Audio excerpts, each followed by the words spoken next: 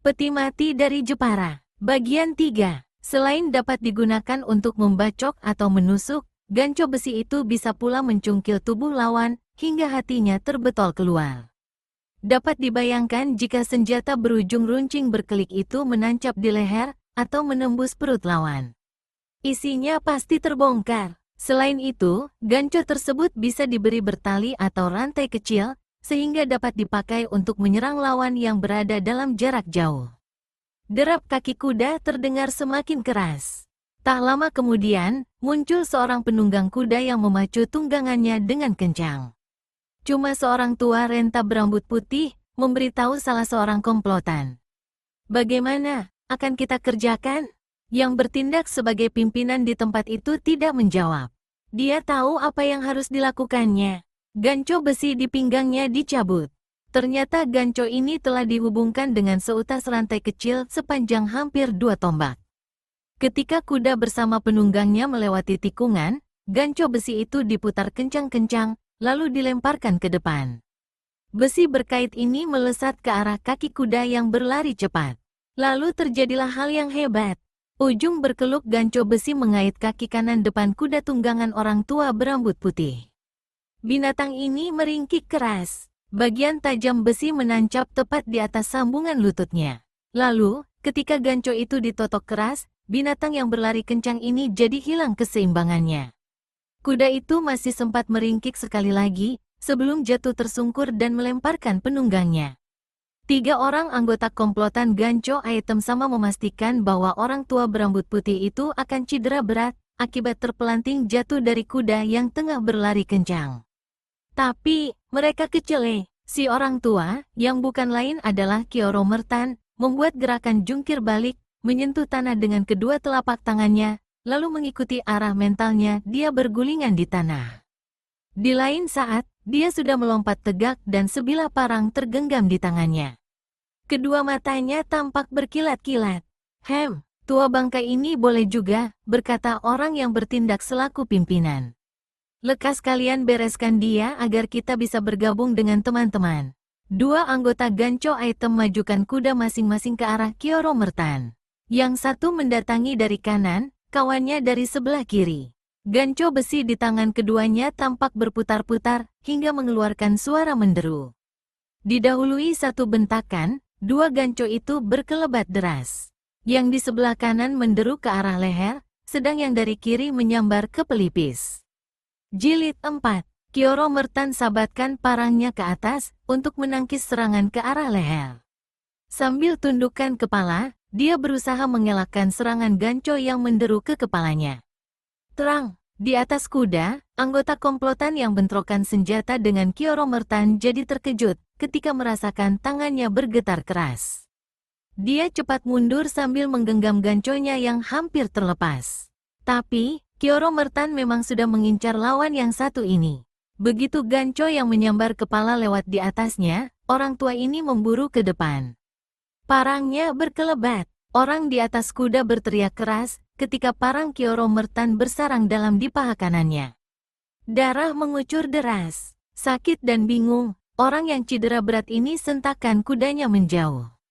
Tapi, binatang yang sudah terlanjur ketakutan ini meringkik keras dan berputar ke kiri, hingga penunggangnya terhuyung lalu jatuh bergedebuk ke tanah. Sebelum dia sempat bangun, tendangan kaki kiri Kioro Mertan mendarat di kepalanya. Tak ampun lagi, orang ini kembali roboh. Kali ini, pingsan tak berkutik. Tua bangka jahanam, membentak anggota ganco item yang bertindak sebagai pimpinan.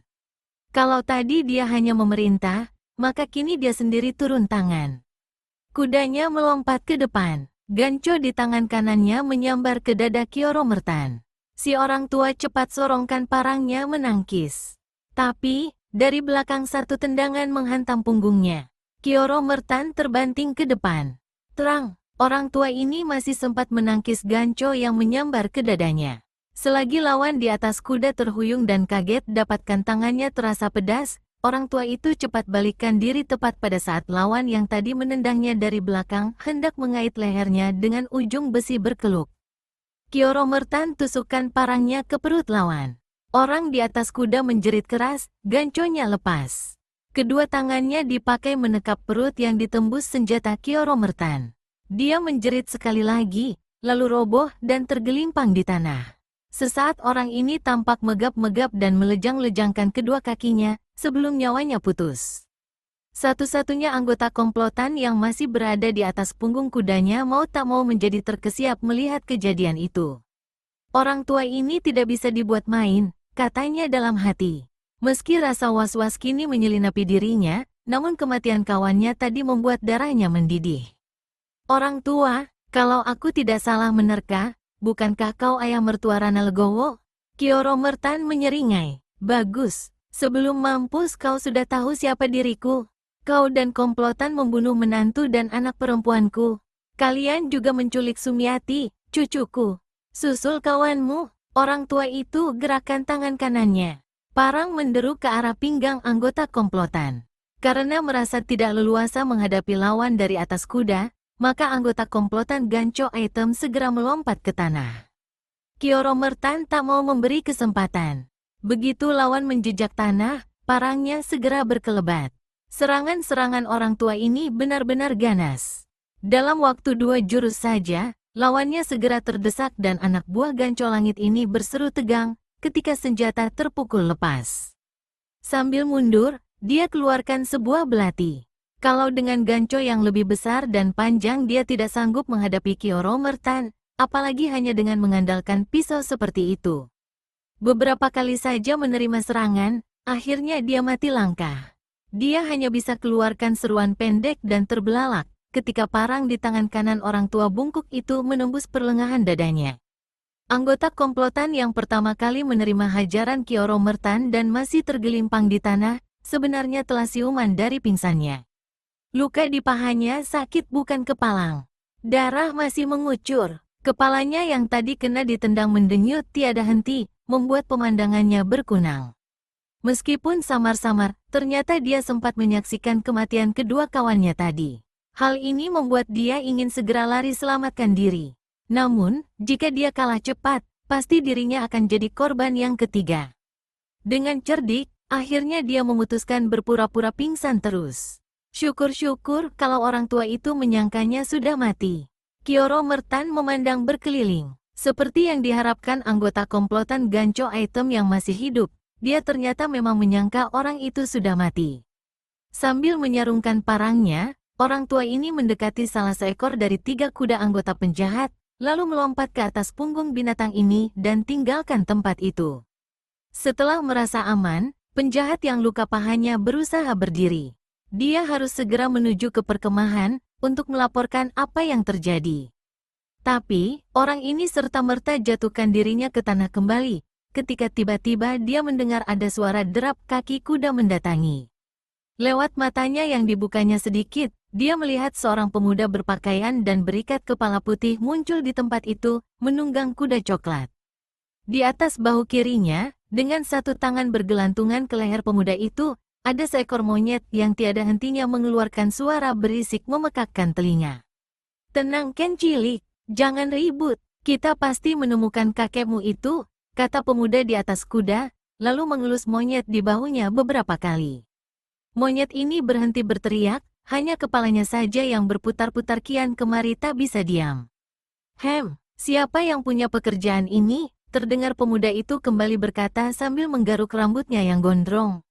Sesaat dia memandang berkeliling, memperhatikan sosok tubuh yang bergeletakan di tanah satu persatu. Penjahat yang masih hidup merasa nafasnya seolah-olah sudah mau putus. Kedua matanya dipejamkan, dia tak berani bergerak. Bahkan, untuk beberapa saat dia menahan nafas sedapat-dapatnya. Ketika didengarnya suara kaki-kaki kuda dipacu menjauh, tanda pemuda tadi sudah meninggalkan tempat itu, baru anggota komplotan Gancho Item yang masih hidup ini berani membuka mata dan perlahan-lahan mencoba bangkit. Dia menggigit bibir melihat luka besar di paha kanannya. Dirobeknya bajunya, lalu dengan robekan baju itu dibalutnya luka yang menganga dan masih berdarah itu. Dengan terbungkuk-bungkuk dan terpincang-pincang menahan sakit, dia melangkah lalu naik ke atas kudanya. Jauh di sebelah depan, pendekar 212 Wiro Sableng memacu kuda coklat yang ditungganginya. Tujuannya adalah Kudus, di mana didengarnya gerombolan Gancho Item berada. Dia tidak berhasil menemui Kioro Mertan, tapi dia yakin orang tua yang juga merupakan kakeknya itu telah lebih dulu menuju ke sana. Wiro tidak mengetahui apa yang diandalkannya orang tua lanjut usia dan bungkuk itu, hingga nekat mengejar para penjahat. Apapun kehebatan yang dimilikinya, mendatangi markas gerombolan sama saja dengan mendatangi sarang macan. Orang tua itu harus ditolong. Ini dirasakan sebagai satu kewajiban besar bagi pendekar 212. Apalagi, cucunya yang masih ada hubungan darah sangat erat dengan Wiro telah pula diculik oleh orang-orang jahat itu. Wiro menggebrak kuda coklatnya agar lari lebih kencang. Namun, dia tidak menyadari bahwa arah yang ditempuhnya menyimpang cukup jauh dari tujuannya, hingga ketika akhirnya dia sampai di markas komplotan Gancho Item, malapetaka besar telah menimpa Kioro Mertan dan Sumiati. Rombongan pasukan Kadipaten Jepara itu terdiri dari 5 orang, 4 orang prajurit dan seorang bintara bernama Anggoro yang bertindak selaku pimpinan. Dari cara mereka memacu kuda demikian cepat, agaknya pasukan ini mempunyai satu urusan penting. Saat itu, mereka tengah bergerak menuju ke timur, sementara sinar matahari yang menggelincir ke ufuk tenggelamnya mulai terasa meredup. Di sebuah kali kecil, rombongan berhenti untuk memberi minuman dan mengistirahatkan kuda sebentar. Ketika hendak melanjutkan perjalanan, bintara yang bertindak sebagai pimpinan mengangkat tangan memberi tanda. Ada orang datang, katanya. 4 prajurit segera letakkan tangan di hulu senjata masing-masing. Di seberang kali, dari arah mana tadi mereka datang, kelihatan seorang penunggang kuda berambut putih. Penunggang kuda ini rupanya juga sudah melihat rombongan pasukan kadipaten itu, karena dia sengaja mengarahkan kudanya ke tempat rombongan berada di tepi kali. Sebelum orang berambut putih datang dekat, baik bintara maupun 4 prajurit itu segera mengenali siapa adanya orang yang datang itu. Bintoro Anggoro, tiba-tiba orang berambut putih itu berseru. Aku gembira bisa bertemu denganmu di tempat ini. Sebelumnya aku tidak sempat melapor ke Kadipaten. Tapi, aku yakin saat ini sudah dilakukan pengusutan. Anggoro memandang pada keempat bawahannya sesaat, lalu berpaling pada penunggang kuda yang kini sudah sampai dan berhenti di depannya. Pak Tua Kioro Mertan, aku tidak menyangka akan bertemu kau di tempat sejauh ini. Sedang menuju kemanakah Pak Tua Gerangan? Jadi betul dugaanku, kau dan rombongan tidak tahu apa yang telah terjadi di Jatingaleh. Bintoro Anggoro menggelengkan kepala. Lekas katakan apa yang terjadi. Kulihat ada bercak-bercak darah di pakaianmu. Gerombolan Gancho Item menyerbu desa menjelang siang tadi. Manusia-manusia biadab itu merampok dan membunuh. Kepala desa dan istrinya tewas. Cucuku Sumiati diculik. Saat ini aku tengah melakukan pengejaran. Para penjahat itu membuat markas sementara di luar Kudus. Aku bersyukur menemui kalian di sini. Aku perlu bantuan kalian, kata orang tua berambut putih yang ternyata adalah Kioro Mertan. Kurang ajar, jadi gerombolan Gancho Item sudah mengganas pula. Bahkan, berani menyerbu Jatingaleh. Bintara Anggoro kepalkan tinjunya. Wajahnya menunjukkan kemarahan. Kita tidak punya waktu lama. Ikut aku ke Kudus. Aku perlu bantuan kalian, kata Kioro Mertan yang ingin segera melanjutkan pengejaran. Kami akan membantu, jawab Anggoro. Tapi, kekuatan gerombolan itu cukup besar. Selain 3 pimpinan mereka yang berkepandaian sangat tinggi, gerombolan itu memiliki lebih dari 2 lusin anggota. Kita bisa menyusun rencana seperti ini, sahut Kioro Mertan pula. Kau dan 3 orangmu bersamaku langsung menuju tempat persembunyian para penjahat. Anak buahmu yang keempat, kau perintahkan ke Kadipaten Kudus untuk meminta bantuan. Begitu bantuan datang, kita terus menyerbu. Sesaat Anggoro tidak berkata apa-apa. Kioro Mertan jadi jengkel dan berkata, Bintoro, urusan ini adalah tanggung jawabmu. Tapi, jika kau merasa ragu-ragu, aku tidak takut melakukan penyerbuan seorang diri. Demi darah dan nyawa anak cucuku, jangan salah menduga Pak Tua, kata Anggoro pula. Aku setuju pendapatmu, mari kita berangkat sekarang juga. Lalu bintara ini berkata pada salah seorang anak buahnya. Kau langsung menuju Kudus. Laporkan apa yang terjadi di Jatingaleh dan katakan apa rencana kita. Prajurit itu mengangguk sambil menunjukkan sikap siap. Dia juga melihat bagaimana Bintara Anggoro, atasannya itu, mengedipkan mata kirinya ketika memberikan perintah. Jilid 5. Hutan belantara itu terang benderang oleh cahaya obor. Makanan dan minuman berlimpah ruah.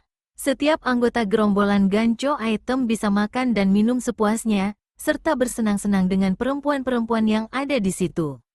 Kebanyakan perempuan-perempuan ini adalah perempuan-perempuan penghibur yang datang dari pantai utara.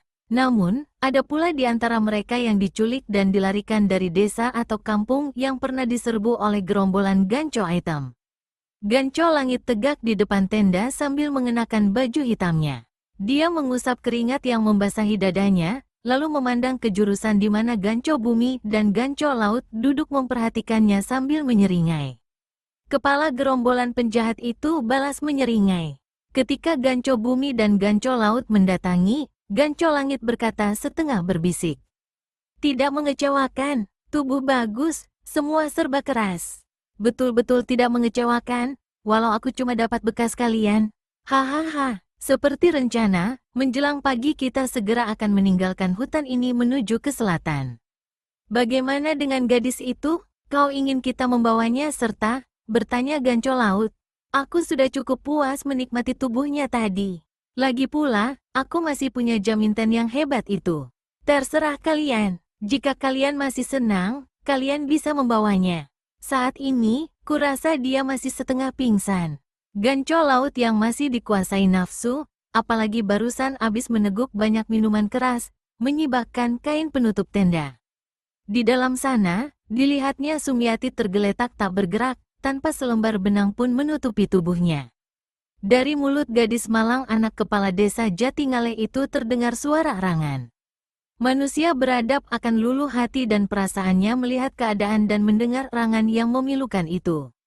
Tetapi, manusia durjana seperti Gancho Laut justru merasa terbakar nafsunya. Puaskan dirimu Gancho Laut, kita masih punya banyak waktu.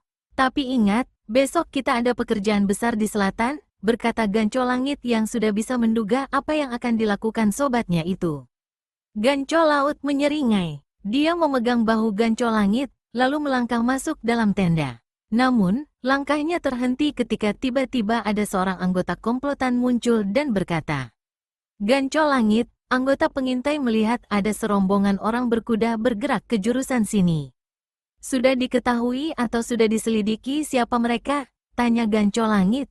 Mereka berjumlah 5 orang. Yang satu adalah Kioro Mertan, ayah kepala desa Jatingale. Lalu seorang bintara dari Kadipaten Jepara dan 3 orang prajurit anak buahnya. Gancho Langit menatap Gancho Bumi dari Gancho Laut sesaat, lalu berkata, Kioro Mertan pasti hendak membuat keonaran di sini untuk menyelamatkan cucunya. Orang tua itu ternyata punya nyali. Biarkan mereka datang kemari. Rapatkan penjagaan di titik-titik rawan. Siapa tahu ada lagi orang-orang tak diundang berani muncul di sini. Dari bagian hutan yang gelap, 5 penunggang kuda muncul. Kioro Mertan di depan sekali. Meski sadar keadaan dirinya berada di bawah ancaman besar, namun dengan berani orang tua bungkuk ini melompat dari kudanya dan melangkah cepat ke arah tenda. Sebilah parang tergenggam di tangan kanannya. Bintoro Anggoro memberi isyarat, mengikuti langkah Kioro dengan cepat. Dia juga telah menghunus senjatanya, yakni sebatang pedang yang ujungnya berkeluk. Diam-diam, Gancho Langit dan 2 pimpinan gerombolan Gancho Item lainnya jadi bertanya-tanya, ketika melihat parang bernoda darah kering yang dipegang oleh Kioro Mertan. Apa yang telah dilakukan orang tua ini? Tanya Gancho Bumi dalam hati. Kioro Mertan dan Bintoro Anggoro sampai di depan tenda. Sepasang mata orang tua itu berapi-api. Dia tahu 3 orang yang tegak di depannya itu pastilah para pemimpin gerombolan biadab Gancho Item, tapi tidak tahu yang mana Gancho Langit. Maka dia pun membentak, mana di antara kalian yang bernama Gancho Langit? Tua bangka buruk, kau berani mati bicara keras dan menjual laga di hadapan kami, hardik Gancho Laut, lalu tangannya bergerak hendak menjambak rambut putih orang tua itu. Gancho Langit menghalangi dan berkata, aku Gancho Langit. Kau punya nyali besar berani datang kemari. Bukankah kau orang tua yang bernama Kioro Mertan, ayah mantu kepala desa Jatingale? Apa perlumu menyasarkan diri datang kemari? Aku tidak datang menyasarkan diri. Aku sengaja mencarimu. Kau manusia iblis masih bisa bertanya apa keperluanku kemari. Bangsat, kau membunuh anak menantuku. Kau juga membunuh lebih dari selusin penduduk Jatilengah, perempuan dan anak-anak. Merampok, menculik cucuku Sumiati. Penjelasanmu cukup lengkap. Sekarang katakan saja apa maumu Kioro Mertan? Bebaskan cucuku. Jika sesuatu terjadi atas dirinya, akan kugorok batang lehermu. Lihat, darah di parang ini masih kelihatan jelas. Ini adalah darah 3 anak buahmu yang sudah kuhabisi. Tampang 3 pimpinan Gancho item tampak berubah sesaat. Tanda tanya parang berdarah itu telah terjawab. Kalau kau datang untuk meminta cucumu, itu soal kecil. Kau bisa mendapatkannya kembali. Gancho langit. Ucapan Gancho laut tertahan. Gancho langit memberi tanda agar dia diam, lalu berpaling pada Kioro Mertan. Kau akan mendapatkan cucumu kembali, Bapak Tua. Mendapatkannya kembali dalam keadaan selamat. Tak kurang suatu apapun. Jika kau akan mendapatkannya seperti kataku tadi. Hanya saja, mungkin ada yang kurang sedikit. Mungkin dia ku kembalikan dalam keadaan tidak berpakaian lagi. Gancho langit lalu tertawa gelak-gelak. Gancho bumi ikut tertawa, sedang Gancho laut hanya bisa menyeringai. Jika Gancho langit benar-benar hendak mengembalikan gadis itu, berarti dia tidak punya kesempatan untuk mengulangi maksud bejatnya. Gancho laut tak dapat menerka apa sebenarnya yang ada di benak kepalanya itu. Gancho langit menjetikkan jari-jari tangannya dan anggukkan kepala pada Gancho bumi.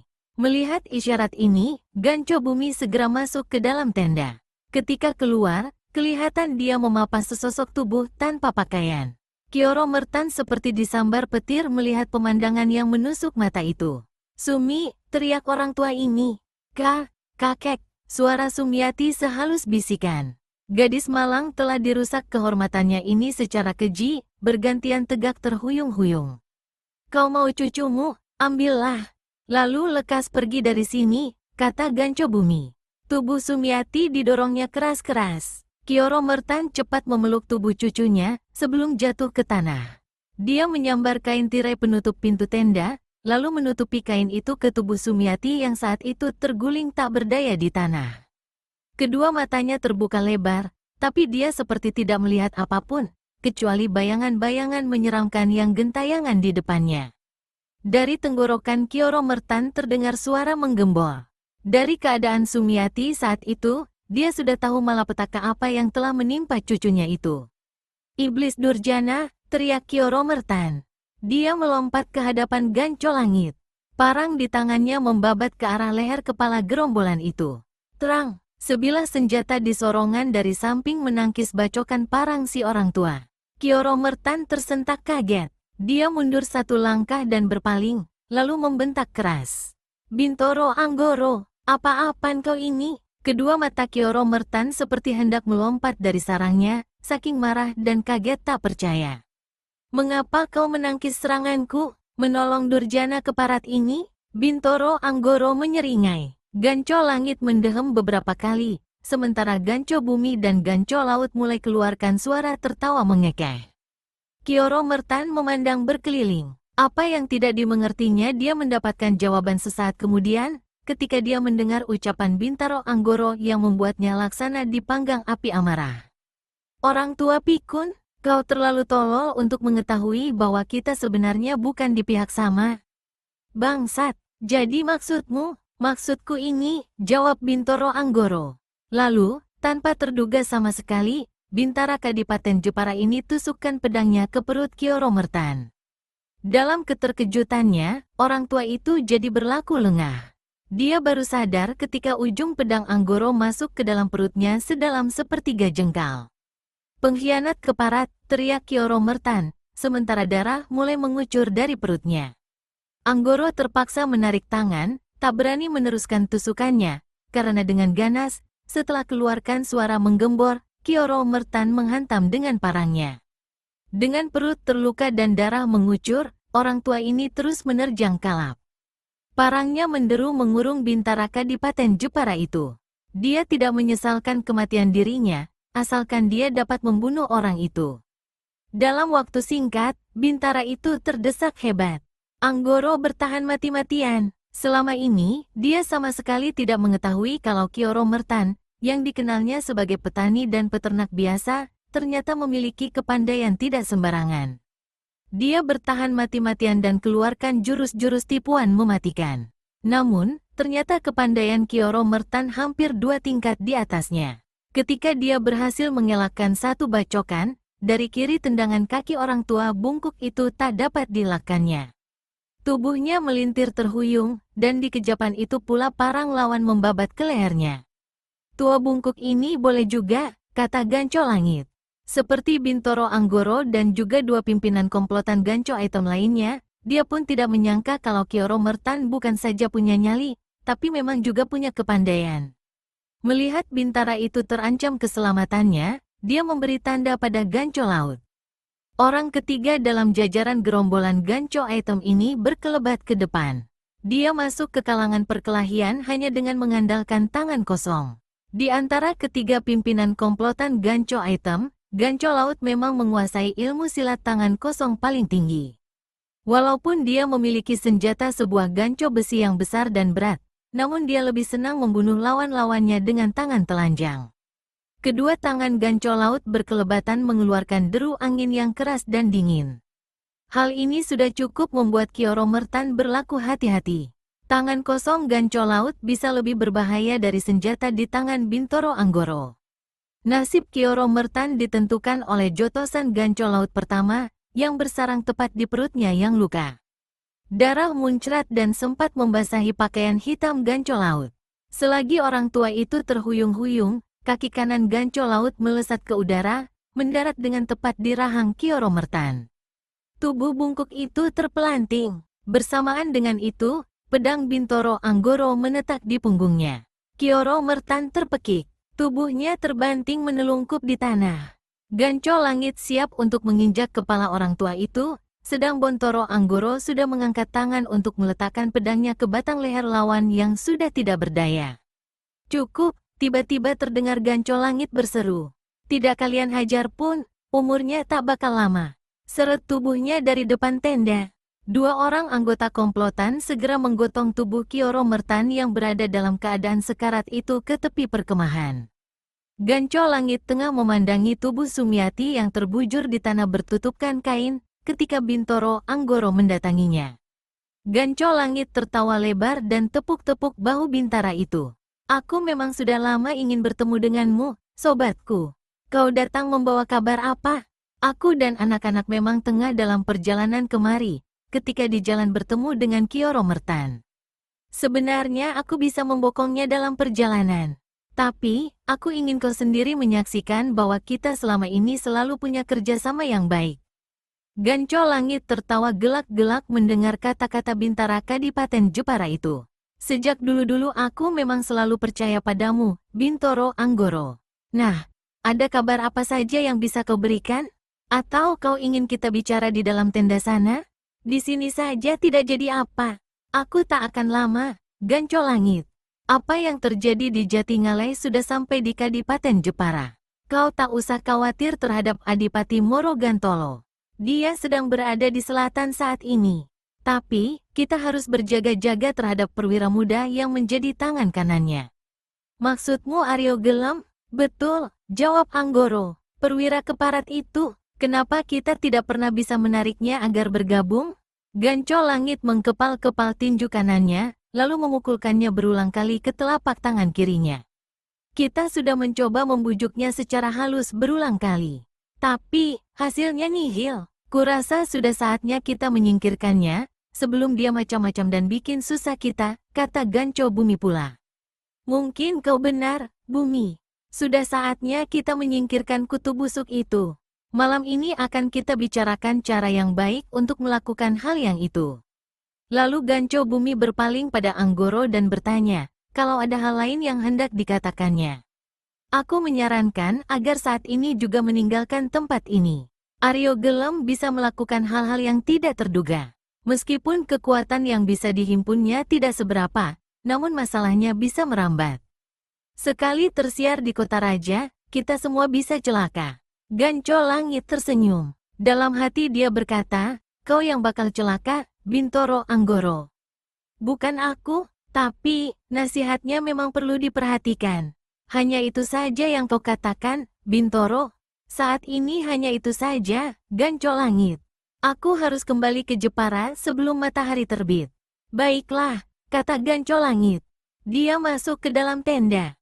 Ketika keluar, di tangannya ada sebuah kantong kecil. Kantong ini disusupkannya ke pinggang Anggoro. Bintara itu mengucapkan terima kasih berulang kali, lalu kembali ke tempat dia meninggalkan kudanya. Bersama 3 orang anak buahnya, dia segera berlalu dari hutan itu. Ganco Langit berpaling pada Ganco Bumi dan Ganco Laut. Pesta kita hentikan sampai di sini. Beritahu anak-anak bahwa kita berangkat ke selatan sekarang juga. Tanganku sudah gatal untuk memegang barang-barang antik yang terbuat dari tempat itu. Ganco Langit, Ganco Bumi berkata, jika kita bergerak ke selatan lebih dahulu, apakah kita masih punya waktu untuk bertemu dengan sobat kita si Tengkorak Darah di Rembang? Tak usah khawatir, aku sudah mengirimkan utusan memberitahu Tengkorak Darah. Jika 1 hari setelah mendarat di pantai Rembang kita tidak muncul, pertemuan berikutnya adalah di pantai Demak. Soal makanan dari perempuan yang perlu dikirimkan padanya sudah diatur oleh orang di Tanjung Bugel.